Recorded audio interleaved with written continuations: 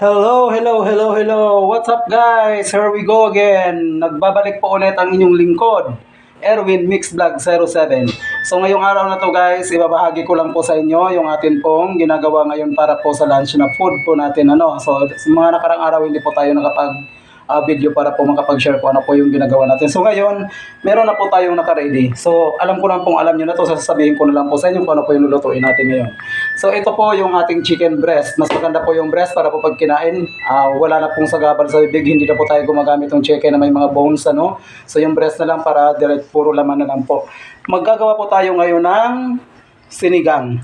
So yun po. Tapos mayroon pa po akong isang i-share sa inyo guys. Mamaya naluto ko na, hindi ko siya nakuhanan ng video habang ginagawa ko kanina. Pero eto, papakita ko sa inyo luto na to. Bibilog-bilugin ko na lang mamaya.